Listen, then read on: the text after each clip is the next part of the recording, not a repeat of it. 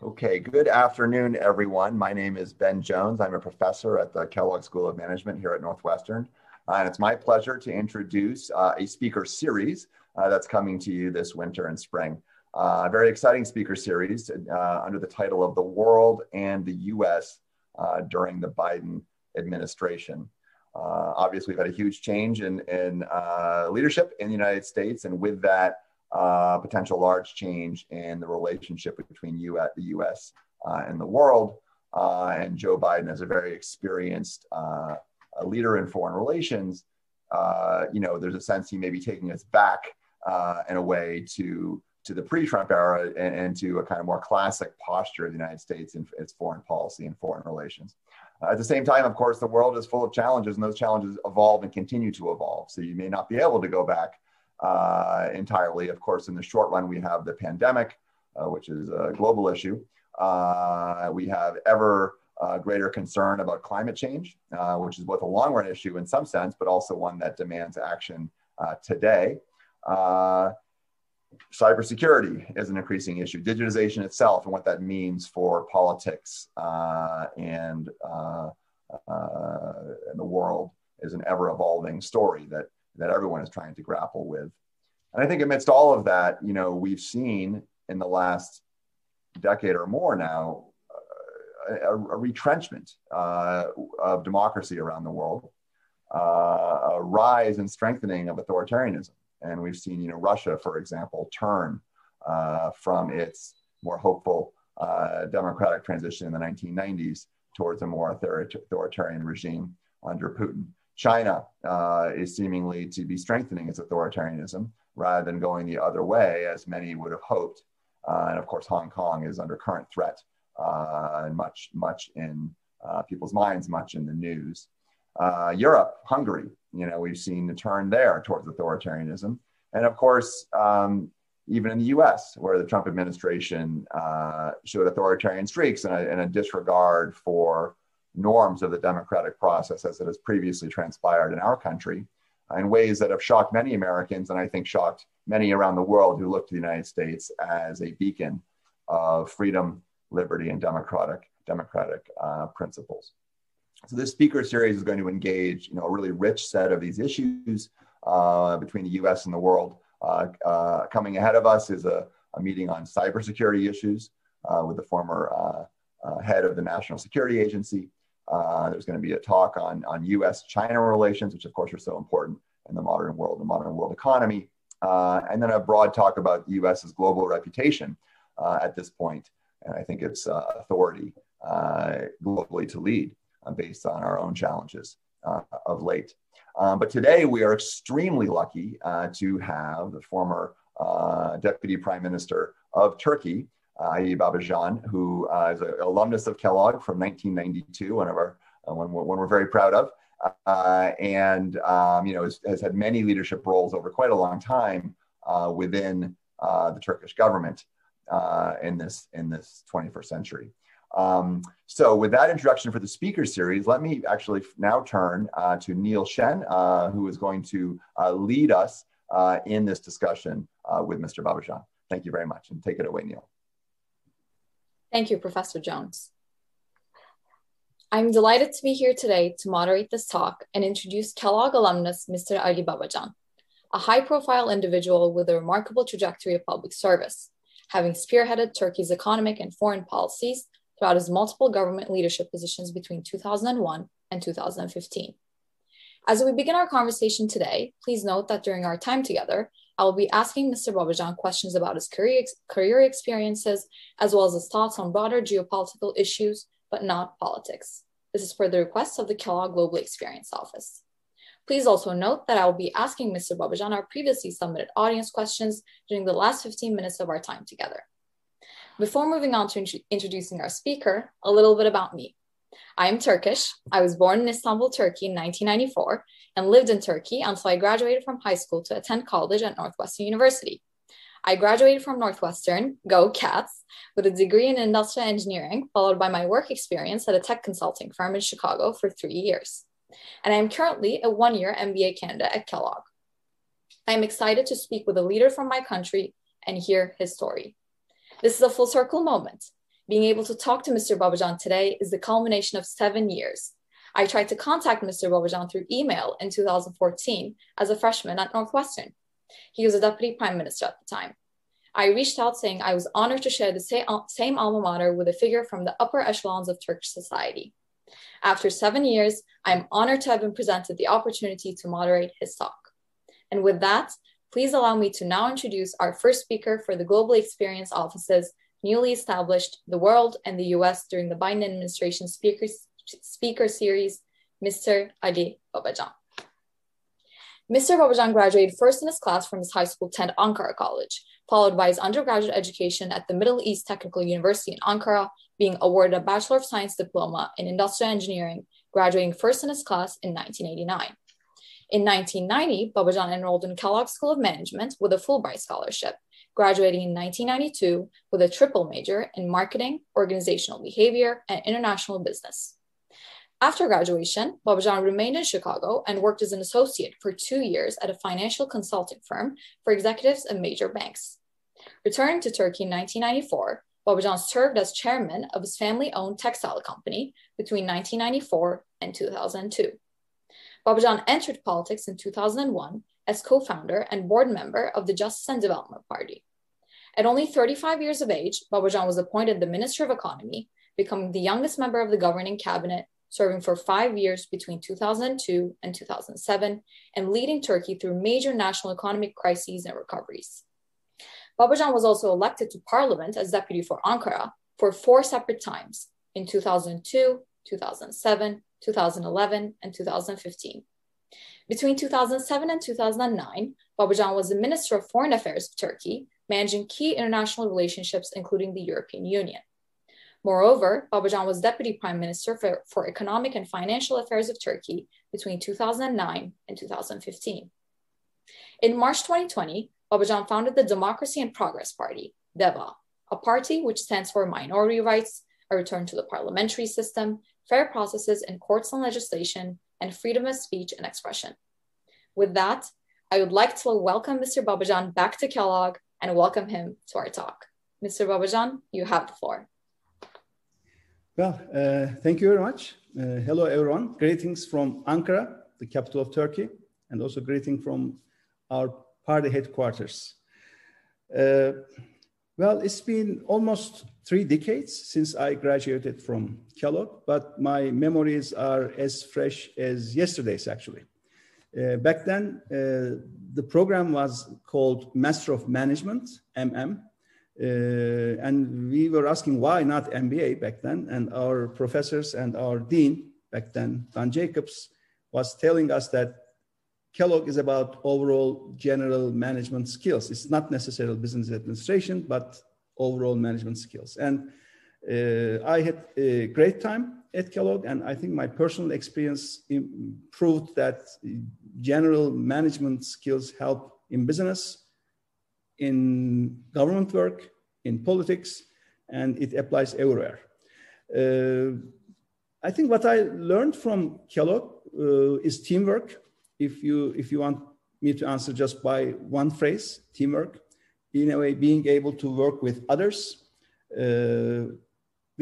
from very different backgrounds, from very different culture, and also the exercise of consensus building and how to develop a balanced approach with a diversified group of people. So all these skills helped me a lot, all through my work experience in both business, government positions, and in politics overall. Maybe just a few words about Turkey. Turkey is a country in Europe. Turkey is a country in Asia, but Turkey is also a country which has deep access to Africa. In terms of regions, Turkey is a country in the Balkans, country in the Middle East, country in the Caucasus. Turkey has a deep access to Central Asia. Turkey has a deep access to North Africa. From the sea point of view, we are a Mediterranean country. We are a country in Black Sea. We are also a country in the Caspian Sea basin. So it happens that we are in the middle of everything in this part of the world. Turkey is a member of Council of Europe. a NATO member, which is a very important security and defense alliance between two parts of the Atlantic. And Turkey is a country which is in the process of European Union accession. Between 2002 to 2015, during times when I was in the government, actually Turkey did great in many, many areas. We progressed in terms of human rights, freedoms, rule of law, our democracy improved, our economy improved very fast. Our per capita GDP was $3,500. And in about 7 to 8 years, it peaked to $12,500. So it was an unprecedented success in economy. But after 2013-14, there has been backsliding and backtracking. And that's when we decided to separate from the current ruling party with a group of friends. We put together a larger team with people who are coming from very different professions. Lots of people who are very new to politics are now working with us, and we are getting organized across the country. We have now branches in all of the 81 cities. Out of the 922 towns in Turkey, we have branches in 600 towns. And this is the fastest growing party organization ever in Turkey. We have a 35% women quota, 20% youth quota at every level of the organization. And we are very careful in engaging more women and young people to politics. The name of the party is Democracy and Progress because we embrace democracy, human rights, freedoms, rule of law, rule-based free market economy, strong, sustainable, and inclusive growth. Strong growth meaning total factor productivity, technology-driven, digital evolution-driven growth, and of course, high value-added production in many different sectors.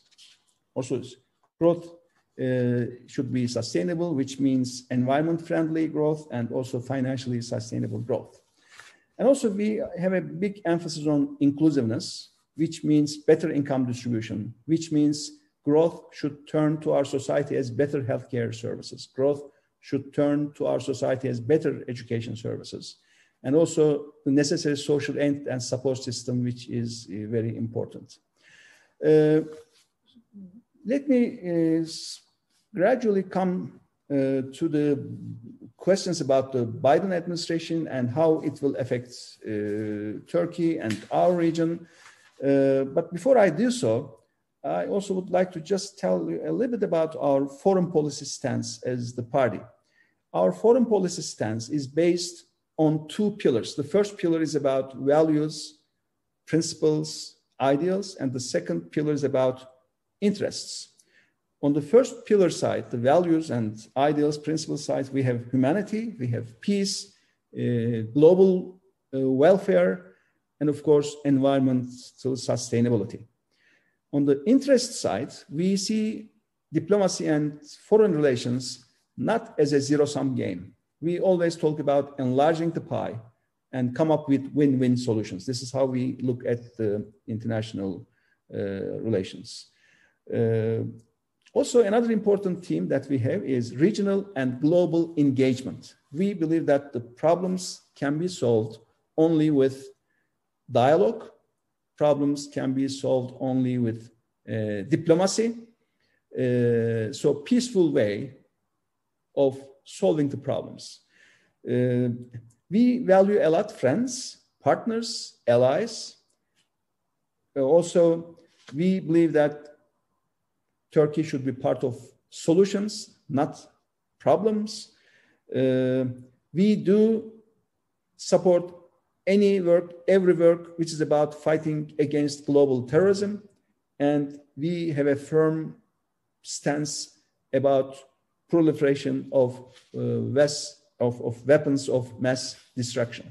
So I'm telling all this to just lay the basis and how we evaluate Biden administration from a distance here and how we believe that things could work out for Europe or Middle East. Now, when we look at the recent US elections, it was actually quite pleasing to see highest voter turnaround since 1900.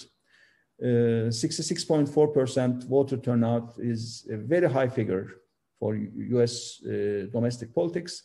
And it seems that economy has been an important driver, and also votes against Trump, not necessarily votes for Biden, but votes against Trump also played an important role. Of course, Biden administration has a huge task of rebuilding America's image globally, which was hurt quite a lot over the last several years. And they have an important motto, which is about foreign policy for middle income. Income disparity in the US has got worse, and this is a serious issue.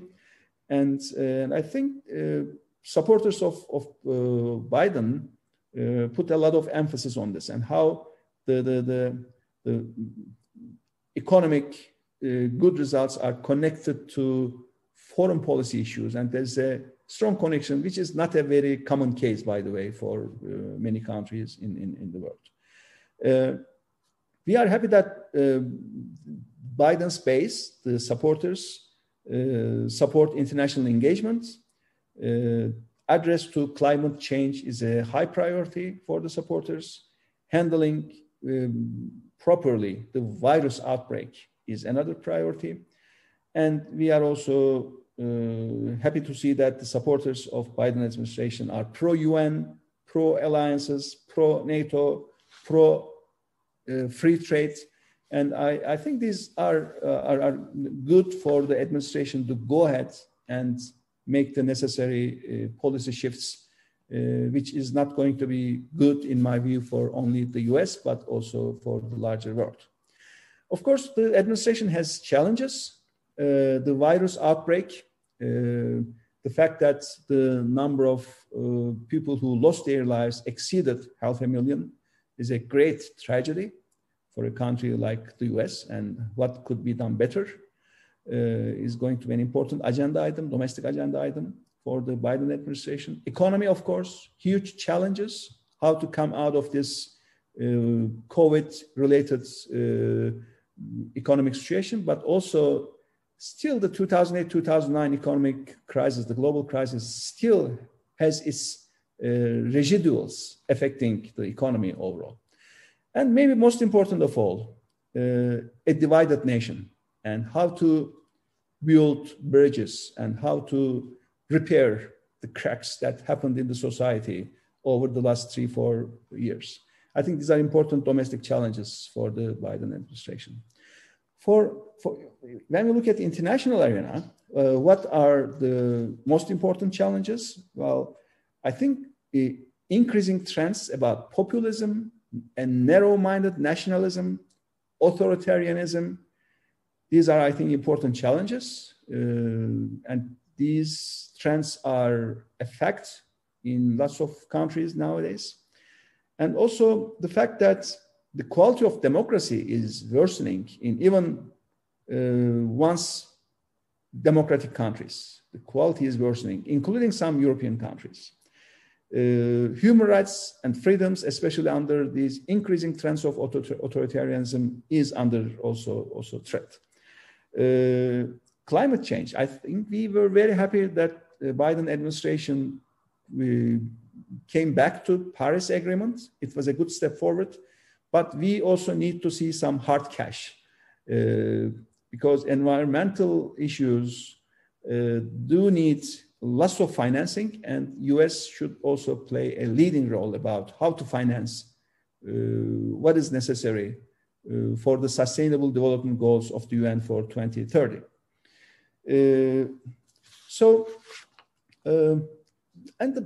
And I think not only for the US, but for all people who have their faith in democracy, there is a big challenge. And that challenge is, how can we prove that democracy can actually solve the problems of the country? Democracy can actually bring better levels of welfare.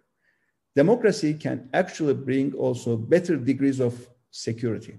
And this is it's a big challenge because all the people who want more power in their hands, the authoritarian inclined leaders, let's say, they tell people, give me the power and I will do what is necessary. And how can we actually prove that democracy can work and produce results for the citizens? I think this is a big challenge for all the Democrat-minded politicians and people all around the world. How the relations between the US and Europe will evolve over the next several months and years, I think that's also very important, because the transatlantic alliance has lost its dynamism to a certain extent. Especially the Europeans are now feeling a lower level of confidence to the US and to NATO. And this lost confidence is going to take some time to rebuild.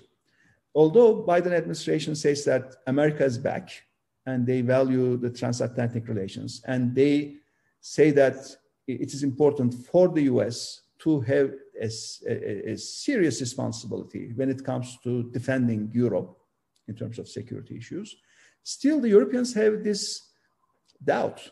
And Europeans are now looking their own ways of having their strategic orientation and having their own self-inflicted defense team, so to say. So this is an issue, and how to rebuild that confidence and how to give the Europeans the confidence that the US are there for the long term is also another challenge. And this does not exclude Turkey, of course. Turkey is a part of NATO. Turkey is also a European country. We have land on Europe. So we are not just Asian, but we are also European. So I think that's also important to look at. Finally, about Middle East, which was an item that was asked me to talk on. First of all, there is a new reality about Middle East, which is about China's economic engagement with the region has increased considerably, and Russia's security engagement with the region also increased considerably. So Russia and China are now more important players in the Middle East compared to 5-10 years ago. So that's a new situation. And it seems that Biden administration will follow an engagement policy about Iran. So there is going to be a policy shift, assuming that Iranians will respond back positively to this new approach. There is the nuclear program, the missile program, regional involvement of Iran through militias in different countries. So these are all going to be important subjects in the agenda as we go along. For Turkey-US relations vis-a-vis region also, first of all, we are allies in NATO, and that's not going to change in the short time. And we put a high importance to this alliance. We know that now the Biden administration puts a high value to NATO alliance and NATO allies. So that's a high priority for the administration, and also that's important for Turkey as well. So security cooperation between Turkey and the US is going to be an important area. Also, NATO is not just about a common security and defense umbrella, but it is also about common values and principles. NATO allies are expected to have a good level of democracy. NATO allies are expected to have good practices in terms of human rights, freedoms, rule of law. And the Biden administration seems that they will be more persistent in these values and ideals when they look at international relations.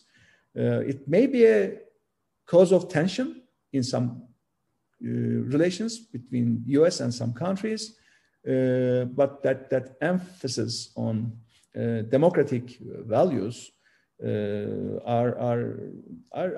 it seems that they are going to be important in the minds of Biden administration people. And then we are going to have important regional common agenda items with the new administration. What are these? Iraq, a country which has not still yet stabilized, a country which has huge natural resources, oil, gas, but also a country which has not yet been able to stabilize its democratic system, its social stability, not yet stabilized. And Turkey is an immediate neighbor, and there are terrorist groups in Iraq, and Turkey and the US have a common agenda item called Iraq. Another common agenda item is Syria, which is our southern neighbor, a country which is totally destabilized, a country in ruins, millions of refugees, millions of internally displaced people, and a country which seems to take years even to stabilize first and then try to rebuild. The United States is involved in Syria. Russia is heavily involved in Syria, and we are inevitably involved because of our long southern border. So it is going to be an important common agenda item between Turkey and the US. Another important agenda item is going to be a specific terrorist organization called PKK, which is accepted as a terrorist organization by the US, by the European Union, by Turkey. But then how to fight against this organization, which exists in Turkey, Syria, Iraq, and Iran, and how to make sure that this fight against this specific terrorist organization becomes successful. Also, we have Daesh or ISIS, whichever naming we use it. It is also still a threat, not just in this region, but probably beyond. So that's going to be also important common subject between Turkey and the US. And then we have this infamous S-400 missile system issue between Turkey and the US. Turkey procured these high-tech missile systems from Russia, and the US administration is totally against this purchase. And there is quite a level of tension between the bilateral relations because of this specific item. And it seems that Turkey and Biden administration is going to have a lot to talk about the missile systems as well. Maybe I should stop here. It's been around 25 minutes. That was the time, if I am not counting time incorrectly. Maybe I should stop here and continue with Q&A if you like. Thank you. Of course, Mr. Babacan. Thank you so much for your words. So as you said, now I'd like to move on to our initial set of questions. And I want to start with a question that perhaps all of us have been asking ourselves every day since March 2020. As someone with such deep economic expertise, what do you think the post-COVID-19 world will look like? What do Turkey and other emerging markets need to do to kind of pull themselves out of this current economic crisis that we're all experiencing right now? Actually, the COVID came, the pandemics came at a time during which the effects of the 2008-2009 global economic crisis have not yet totally disappeared. So there were already fragilities in the economies, fragilities in the financial system, in Europe, in Turkey, and elsewhere. So COVID came and just made things worse in terms of the economy of many countries. And two important areas, of course, the health, the lives part of it, and the livelihood, the economy.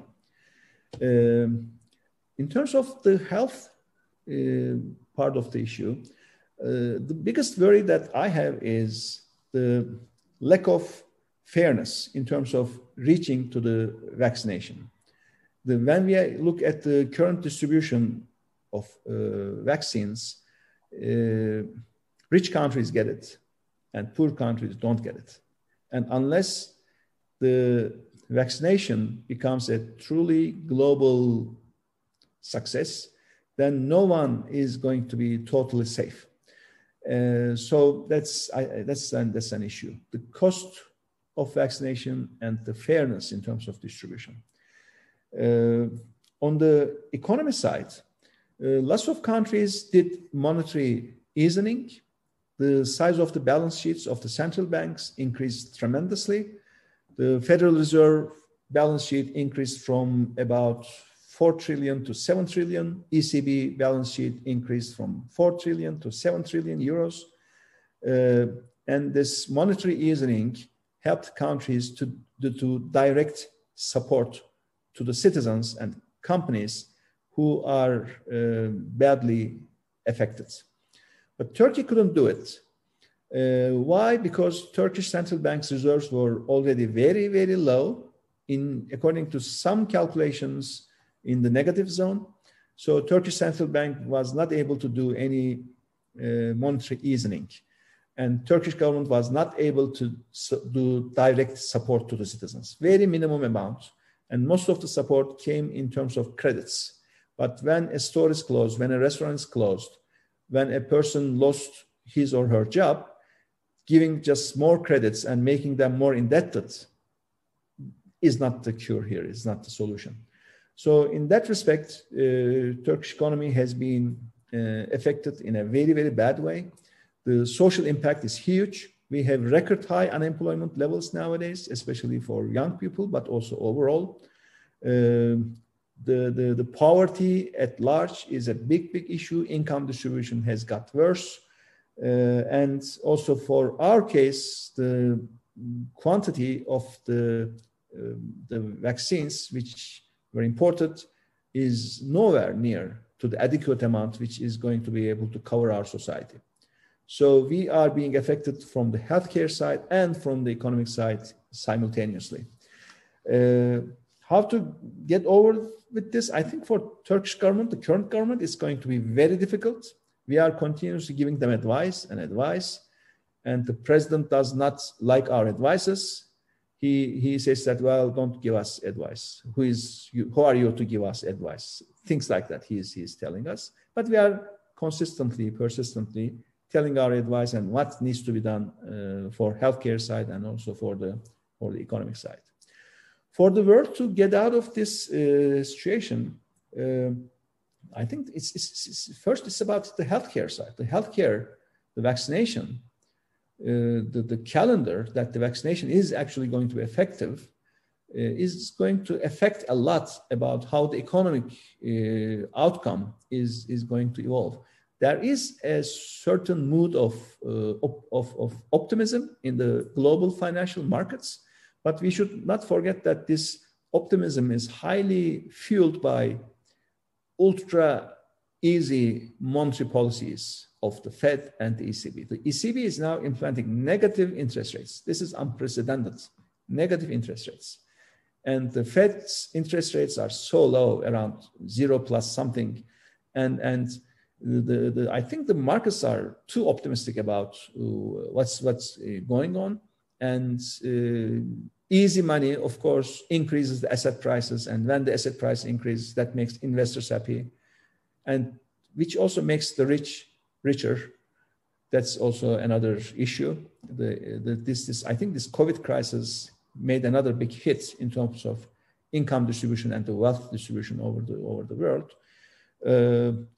But how to get out of it is not going to be easy, because the central banks at one point will start to increase their policy rates when there is the risk of inflation. And then we have to watch the turmoil. But I'm happy that both in the ECB case and on the Fed case, especially the new US Secretary of Treasury, used to be the Fed chair, whom I know personally. So I would expect more rational things on the US side, and also with the current and new ECB chair, Christine Lagarde, who is also another good friend.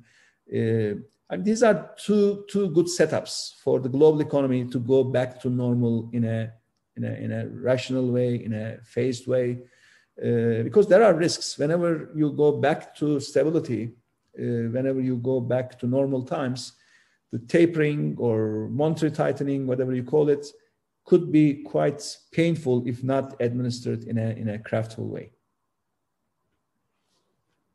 Thank you for that response.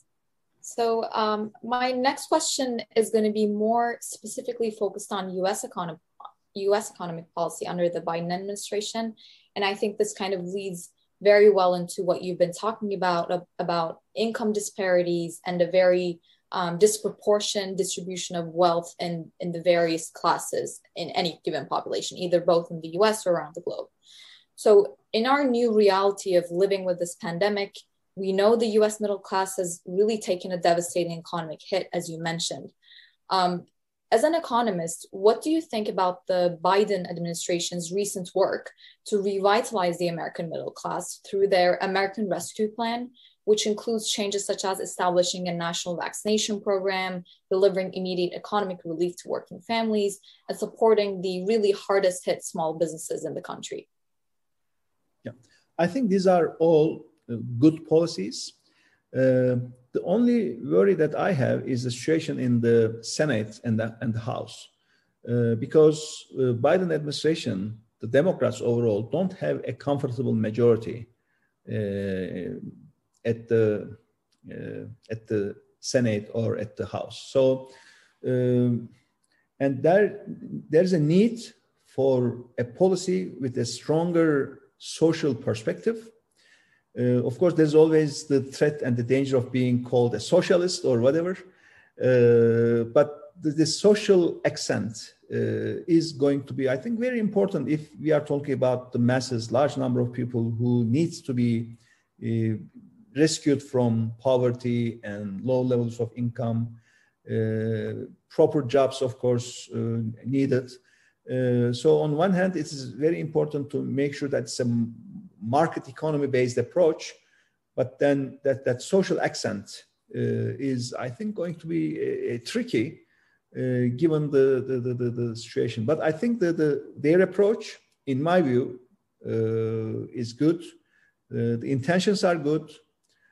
Execution is important, because in economic policy, which I was chairing Turkish economic policy for 11 years, for economic policy, coming up with good policy is something, but implementing, executing it is totally something different.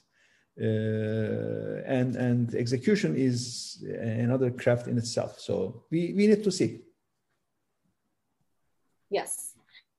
So I want to switch gears a little bit and get some of your opinions about education in the United States.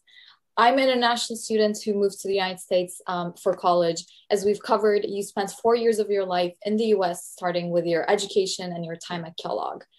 Reflecting on all of this, in your opinion, what should be the motivation or the incentive for an international young student to come to the United States to continue their education, either at the undergraduate or graduate level?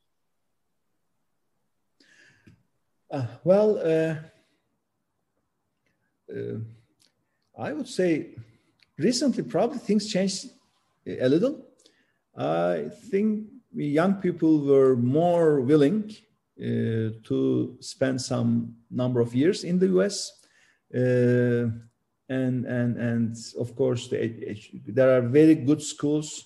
There are lots of schools who are among the best across the globe.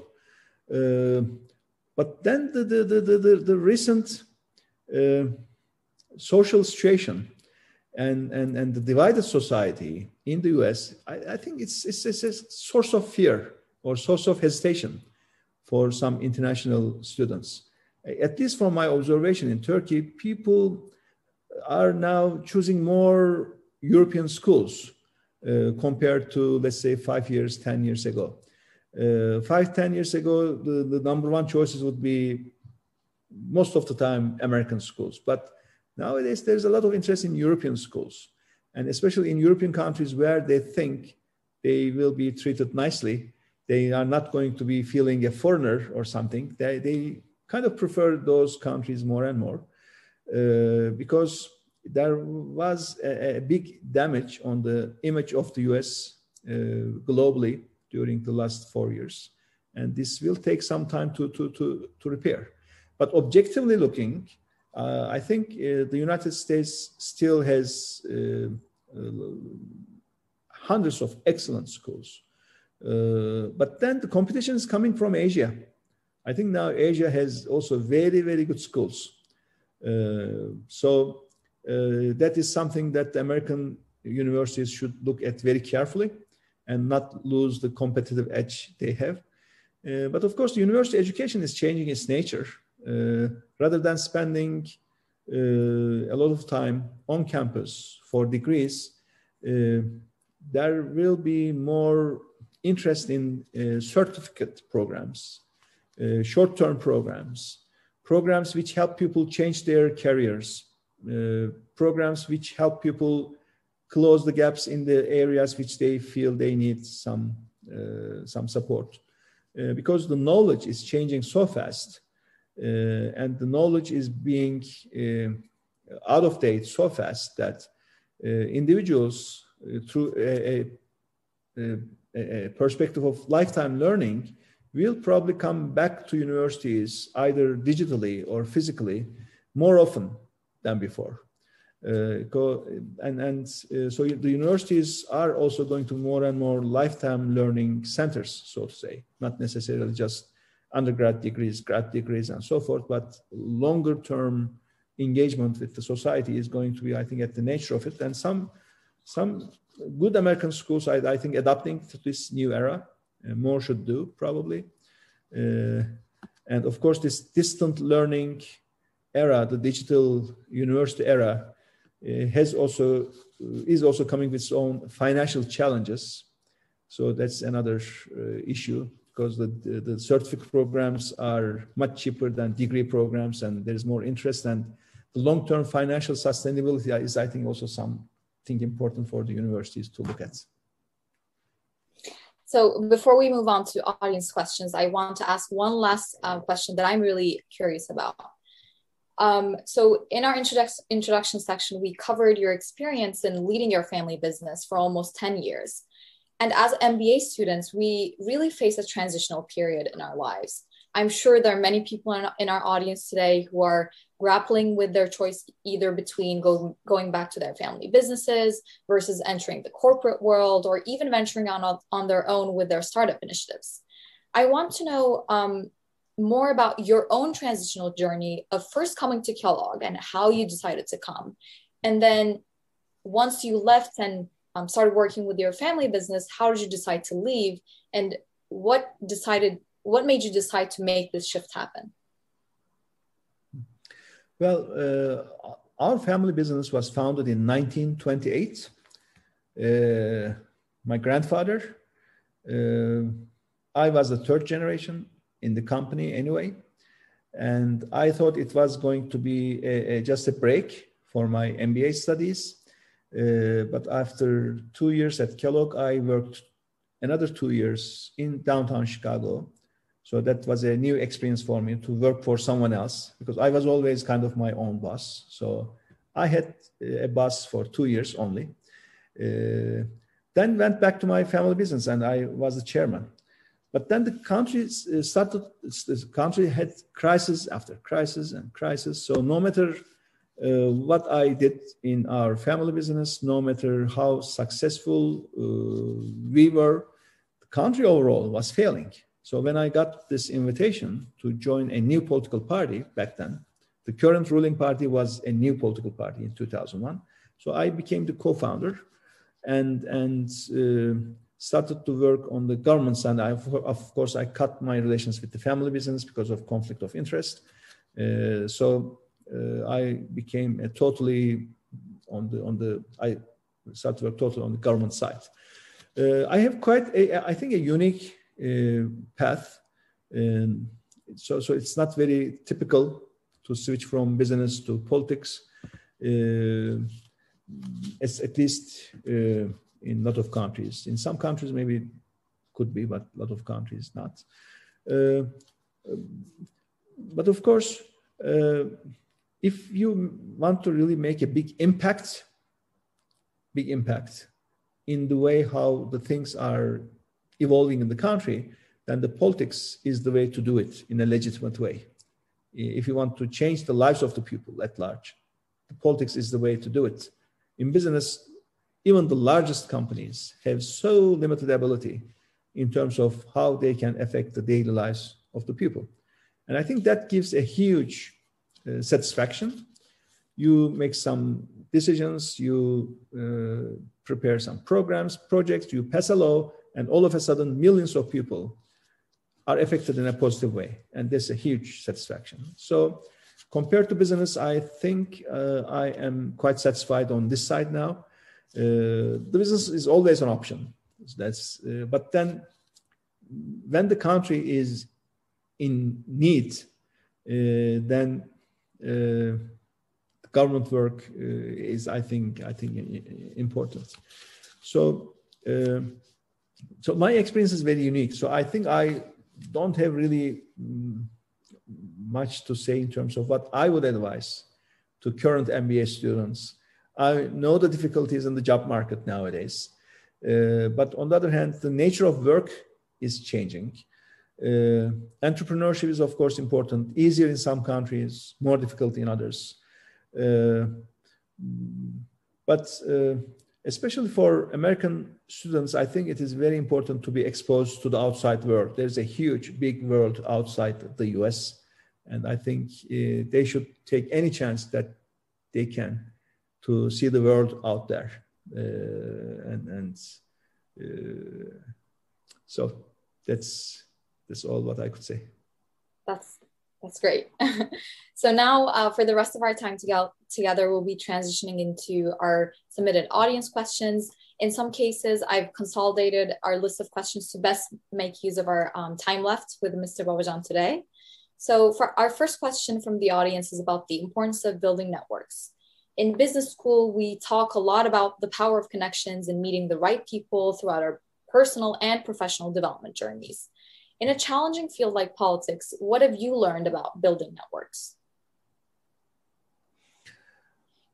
Well, I think being connected and having good terms of relations, even with your enemies, having communication links, even with your fierce competitors and opponents, is very important. I mean, networking is, of course, important. The more people you know, it helps. But then not only knowing people, but having lines of communication and good and working lines of communication is also very, very useful. When I was foreign minister, I was advising the countries at war who were at military conflict with each other. I was advising them, please have a channel. Even in the middle of a battle, have a communication channel, a backdoor channel. Backdoor channels help. They help the crisis to be solved. They help crisis just coming because of miscommunication or lack of understanding and so forth.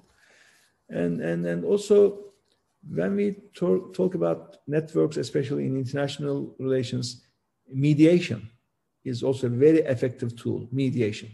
So having trusted third parties to come in and help others to solve the problems among themselves, trusted mediators. So when I was foreign minister, we did so good in many cases mediation that the UN decided to open its global mediation center in Istanbul. But after I left and after lots of good people left the government, that project has been kind of in the file cabinet, whatever we can call it. But it's very important. And I think it saves lives. It saves the lives of the soldiers. It saves lives of civilians. So mediation is also an important element when we talk about networking. Of course. So our next question is about macroeconomic strategies. This question comes from Doğa Demirhan, class of 2021, a Turkish MBA student from your hometown, Ankara. So Doğa wants to know, following the tech bubble burst in the early 2000s and the mortgage crisis in 2008, emerging markets like Turkey outperformed the rest of the world. In your opinion, what was the winning macroeconomic infrastructure that allowed these nations to perform so well compared to other countries? It's the years, I think, 2010, 11, and so forth, right? Am I right in understanding the question? I think Doğa was focusing on the tech bubble burst more in the early 2000s and then the mortgage crisis later towards like 2008. Yeah. The mortgage crisis came in 2008 with subprime mortgages and spread all across the world. And Turkey was actually an outlier in terms of performing very well after that crisis, because what we had done was quite different from the rest of the world. Lots of countries implemented fiscal stimulus plans, and those countries which had very high public debt, government debt, borrowed even more. And during times when the interest rates are low, it's okay. But when the time comes for higher rates, then that high public debt comes and hits back as a big boomerang. So what we did in 2010 and 11, during the crisis years, I was foreign minister, so I was invited back to economy to fix things, basically. And we did just the reverse. We announced a fiscal tightening program, and lots of people called us crazy. Why are you just doing the reverse? Because we thought that it would be, at the end of the day, confidence, which would save the country's confidence. And when we assured the markets that public debt is not a source of vulnerability for Turkey, public debt sustainability is not an issue for Turkey, when they saw that light, then immediately investments started, financial inflows started. And the inflows were so fast, and our economy grew by 10% in 2010, another 10% in 2011. But then there was the problem of overheating of the economy. So in 2012, we took other sets of measures to cool down the economy in a measured way, preventing a crisis which could come from the overheating. But these all need actually a very good team, and it takes a team, not just one Nobel Prize economist. That doesn't work. And bring an economist which has Nobel Prize, he or she will have a certain way of looking at things. You have to put together a very good team who can look at different aspects of the problem, and that is Kellogg motto, teamwork, right? So our team was extraordinary, basically. Academicians, economists, people who have government experience, people who have business experience, and we were very innovative in terms of what we did.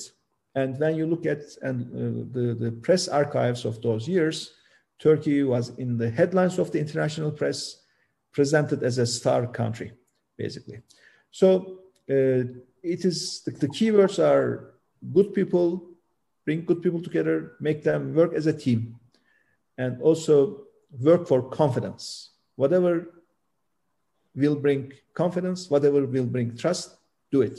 It may be counterintuitive, it might be against the fashion, but whatever is best for the confidence and trust, do it. So those were our principles mainly. Perfect. So our next question comes from Andrew Verbicki, class of 2021, a former graduate student analyst at the Scowcroft Group. As Deputy Prime Minister, you had the amazing opportunity to personally interact with now President Biden as your counterpart when he was Vice President. In light of this, what do you think about the Biden administration's work on becoming more engaged in global agreements like the Comprehensive and Progressive Agreement for Trans-Pacific Partnership, and as we mentioned, the Paris Climate Agreement? Actually, when I was foreign minister, President Obama made one of the very first trips to Turkey. And we prepared for 6 months for that to happen. It is quite rare that American presidents visit Turkey just after being elected, right? But we prepared for it. And because we thought that Turkey and the US can do a lot together in this region and beyond. And when Hillary Clinton came to Turkey as my first counterpart on the foreign ministry side, she told in our joint press meeting that Turkey and the US are two countries which have a sense of global responsibility. So we started with this very positive agenda and partnerships and working together for good results and peace in different parts of the world. And then after the crisis, I went back to economy. I became the deputy prime minister in charge of economy and financial affairs. And beyond, I was also a member of the National Security Council during those years. So I looked at the security side simultaneously. And during that time, President Biden was my counterpart because I was deputy prime minister. He was the vice president. And we had several joint programs in Turkey and in the US.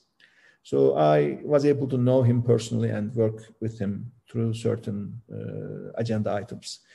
What I admire about President Biden is his emphasis on institutions, his emphasis on multilateralism, and also the way how he built his team. I personally know the people on the national security side, on the foreign policy side, on the treasury side, and these are good technicians with good experience. So good technicians with good experience provide feasible alternatives for the government. So there has to be feasible, good technical alternatives so that out of those technical alternatives, you make the political decision. I think the setup so far is quite good. The intentions are quite good. Being pro-democracy, being pro-human rights and freedoms, being pro-rule of law. These are all good things. But as I said at the very beginning, first, implementation, execution is going to be important. And I think it's very crucial for the Biden administration to demonstrate for the American citizens and for the outer world that democracy can produce success for the citizens. I think that's going to be a huge test. And if this test is successful, then Democrats all over the world will be more encouraged, will be more empowered. But if it does not happen, then people will start to say, well, see, this is not working. So maybe giving the power to one strong man or woman is going to solve the problems. And then we are going to have another swing of the pendulum to the other side. And so I think these are going to be very important test years overall for not only Biden administration, but for democracy at large. Yes, well, that brings us to the end of our hour together. Thank you so much to our audience for signing up, for sending questions, listening, and participating. And thank you so much, Mr. Babacan, for joining our Kellogg community today to talk about your life story. We really appreciate it. Thank you so much to all, and have a great rest of your day. Well, thank you very much. And it was great for me to be at Kellogg again after several times already. And also thank you for the great moderation. And I wish you also every success during the rest of your time at Kellogg. Thank you very much, Mr. Babacan. Thank you. Thank you. Bye-bye.